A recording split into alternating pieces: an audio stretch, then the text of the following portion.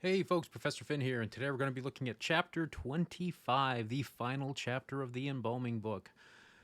Embalming, History, Theory, and Practice, 6th edition by Sharon Gee-Mascarello. So let's go ahead and get the screen shared and talk about viewing without embalming, delayed viewing, re-embalming, and human remains shipping.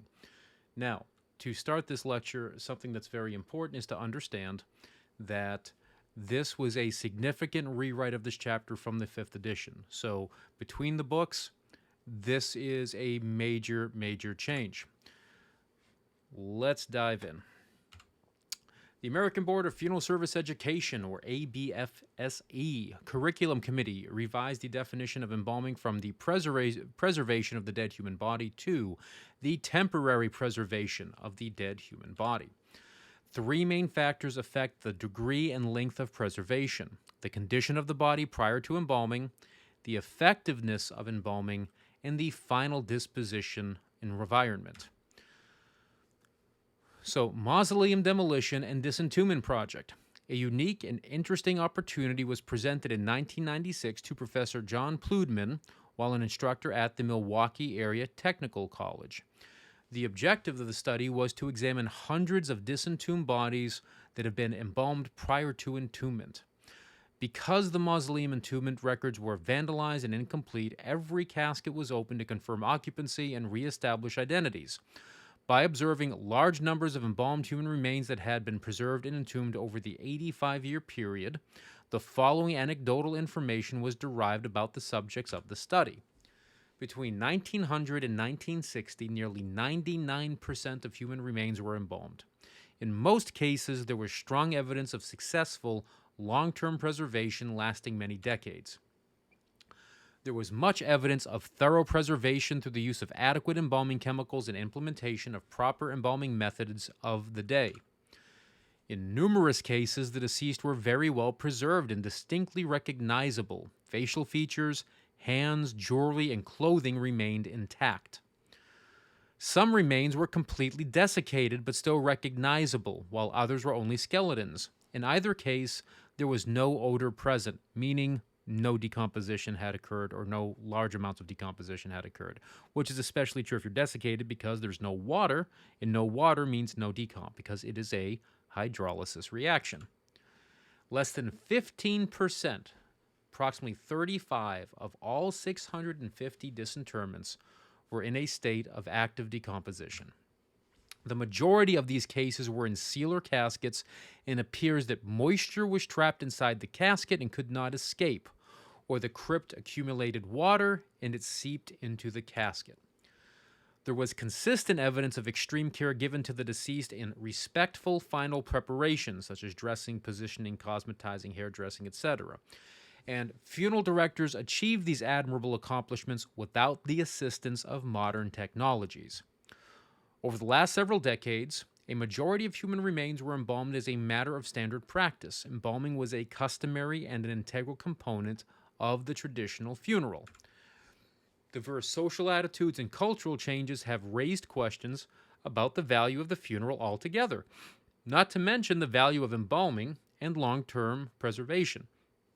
As a result, the funeral director can no longer assume that embalming and preservation will be selective. The Federal Trade Commission forbids statements to guarantee long-term embalming preservation. Frequently debated questions apply to embalming. What are consumer expectations of embalming? How long should modern embalming methods preserve human remains? What are the purposes and benefits of long-term preservation? Should the professional embalmer strive to achieve short-term or long-term preservation? Are the family and the public concerned about preservation beyond the funeral and final disposition? And are they entitled to a certain degree of preservation because they requested and paid for embalming by a professionally licensed funeral director? Today, consumers are informed about product choices, expect variety, and demand value for goods and services purchased. When faced with the decision of paying the cost of embalming, some may question just how long embalming will preserve their loved one. If the funeral director is asked the question directly, the response may be influenced by an FTC requirement that prevents the funeral director from representing that preservation will delay the natural decomposition of human remains indefinitely. The Mausoleum Demolition and Disentombment Project demonstrates an important principle. A thoroughly embalmed, well-preserved body is fundamental to long-term stabilization of that body. Without thorough embalming preservation, no casket, crypt, or other product can retard decomposition and protect the body in the manner that embalming can accomplish. Long-term preservation offers the assurance of a professionally prepared loved one and the peace of mind that it affords. So, viewing without embalming. Viewing of the body may be requested when permission to embalm is not given. Viewing the unembalmed body may be necessary to confirm positive identification of the deceased. This is also called an identification viewing. The following practices are suggested for preparation of the unembalmed body for viewing when a casket or other container is not selected. Inspect the human remains and document all post-mortem conditions on the embalming and decedent care report. Do not remove identification tags or bracelets. Attach a new identification tag generated by the funeral home or embalming facility. Remove, inventory, and securely store all personal effects. Remove pacemakers and cardiac defibrillators with permission when final disposition by cremation is confirmed. Remove medical devices affecting the facial orifices in the neck, such as intubation or tracheostomy tubes. Then disinfect body surfaces, set features, and clean fingernails. Bathe, shampoo, and shave facial hair with permission. Pack all orifices. Apply plastic garments as necessary. Dress the decedent in a hospital gown or clothing provided. Transfer the decedent to a dressing table or mortuary cot. Place the decedent's head on a pillow, comb, or brush the hair. Drape a crisp, clean sheet and blanket similar to making a bed. The arms and hands can be positioned atop the blanket, and cosmetics may or may not be applied. The same protocol may be followed for preparing a decedent for identification viewing in a casket, cremation container, or other selected containers such as a combination unit for shipping. So, delayed viewing or final disposition. All three classifications of embalming chemicals may be necessary to extend preservation for delayed viewing, delayed final disposition, and during temporary sheltering. The application of mold-inhibiting agents prevents mold growth during extended storage. Considerations for the preparation of remains for delayed viewing and disposition. Multi-point injection, moderate arterial solutions with humectant co-injection, intermittent or restricted drainage, hypodermic and surface embalming, delayed aspiration and cavity treatment, body bridges and positioning devices, hypodermic features and tissue treatments on cheeks, temples, lips, and fingertips. Apply a mold-inhibiting agent to skin surfaces and reapply at regular intervals during storage. Apply massage cream to the face, neck, and hands. Cover with cotton and plastic sheeting to prevent dehydration. Avoid excessive elevation of the head during storage. Perform periodic monitoring and make necessary corrections. So, sheltering of human remains. Next topic. Jot a little note here, make a correction. The deceased human body must be securely protected throughout the period of temporary sheltering.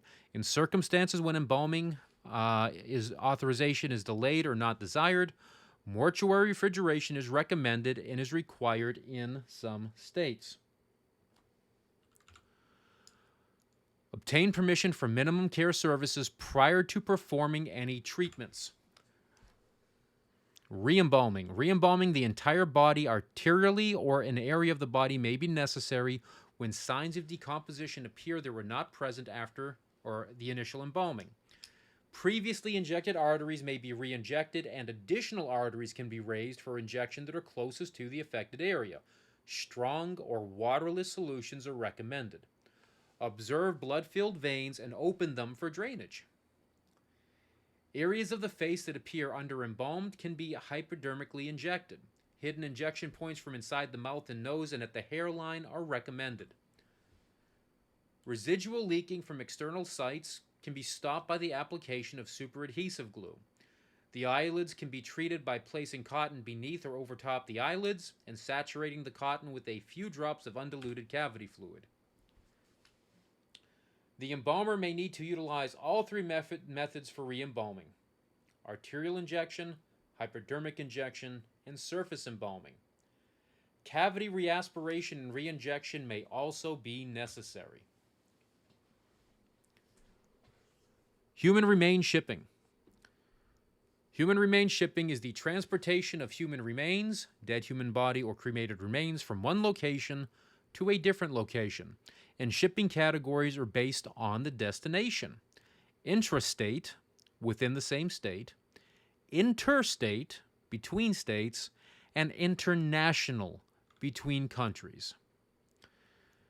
The Transportation Security Administration, or TSA, an agency of the U.S. Department of Homeland Security, was created to improve airport security procedures following the September 11, 2001 attacks against the United States.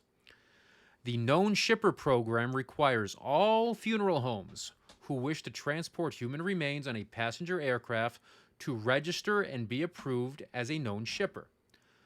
Cremated remains airline passengers are allowed to travel with cremated remains in either a checked or carry-on bag. And I will simply tell you, you should always carry on the urn. You should never check the package with the urn, if at all possible. Cremated remains may be shipped, domestic or international, through the United States Post Office by Priority Mail Express. So shipping human remains, or the ship out. Prior to providing any type of decedent care, it is advisable to contact the receiving funeral home first. Specific requests can be discussed and documented at that time. Embalming and positioning preferences vary according to geographic, cultural, religious, and other preferences. Arterial, hypodermic, and surface embalming methods should be employed to the fullest extent to alleviate post-embalming concerns during transportation. Cavity embalming should be thorough and all body orifices packed to prevent purge. Plastic garments are recommended with absorbent powders placed within. The decedent may be dressed minimally in a hospital gown or provided clothing. Massage cream may be applied to the face and hands to prevent dehydration.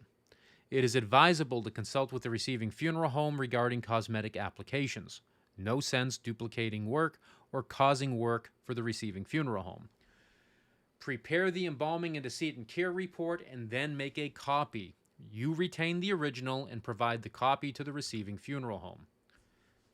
Discuss any conditions or embalming concerns with the receiving funeral home prior to shipping.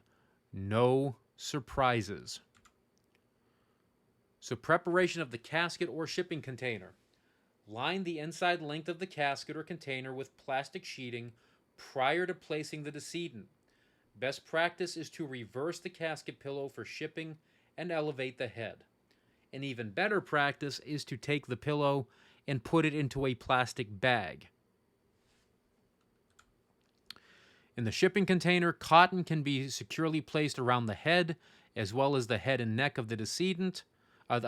Packed around the head block as well as the head and neck of the decedent to prevent shifting during transportation. Position the arms according to preference. Secure the decedent in place when straps are provided to prevent shifting. Avoid placing live floral tributes in the casket or container. Flowers can create a moist environment and soil clothing and interior fabrics. Items placed inside the casket or container should be secured in place and visible. The receiving funeral home should be alerted to the placement and provide an inventory of those items accompanying the decedent. When closed, the casket lid or top of the container should not touch the nose or forehead. You risk injuring the body and destroying the interior of that casket with cosmetics. Metal caskets with locking mechanisms can be secured for shipping. Leave the cap off of the locking mechanism so that air can equalize outside and inside of the casket. The cargo hold of an airplane may not be pressurized, and a sealed casket may implode during transport. The cap can be secured with tape on the inside of the stationary or swing bar of the casket. In other words, you take your tape, you wrap it around the bar, then bring it up and onto the top of the casket so that the tape will keep the casket from opening or bouncing too high. There are other ways to do this where you close the casket and begin to lock it just enough to engage the hook to keep the lid down. There are a variety of preferences out there. Alert the receiving funeral home of the location of the cap. Casket keys are universal. Supplying a key to the receiving funeral home is unnecessary. That is a big change from the 5th edition, where it would say you need to ship a casket key with the casket. A casket key is essentially a hex wrench and nothing more than that. Document the required information on the outer shipping box at the head of the shipping container. The decedent's full name, the names and addresses and phone numbers of both receiving and shipping funeral homes. Place all necessary documents, burial transit permit, certificate of death, embalming and decedent care report in the document envelope provided. Affix the envelope to the top of the container. Do not seal the envelope until instructed to do so by the shipping agency. Often the documentation is verified before sealing the envelope. Another thing that you can do is that, especially with your transit permit, is you may make a photocopy of that and put it on the outside while keeping the original taped in an envelope on the inside of the container. That way, if there's any damage or it gets lost, you're not losing the transit permit, which could cause an issue if the cemetery requires the original. Regulations and requirements related to human remains shipping vary widely and can change without notice. The best practice is to consult the most current directory published exclusively for funeral service use. For international human remains shipping, it is advised to first contact the consulate in the receiving country for specific regulations and requirements. Ship-ins. Minor adjustments are anticipated. Cavity reaspiration is recommended for all bodies received. Facial features may have opened during transport and require adjustment. Inspect the remains thoroughly and review the embalming and decedent care reports provided by the shipping funeral home. Document any custodial care treatments on the report. It is important that when you receive a body on a ship-in that you document the condition of the body when you receive it, and then document any other treatments that you perform, either on the same form or in a form specific for that use. Provide a copy of the updated report and discuss any unanticipated concerns immediately with the shipping funeral home. Ladies and gentlemen, this concludes the lecture series based on embalming history, theory, and practice by Sharon Gee-Mascarello. It has been my pleasure to go along with you. Please like, share, subscribe, share this with your mortuary science friends, and above all else, if you ever see me out and about in the wild, stop and let me know if I've played a part in your completion of your mortuary science degree, or if you found my videos interesting. This is Professor Finn signing off, and we will see you next video.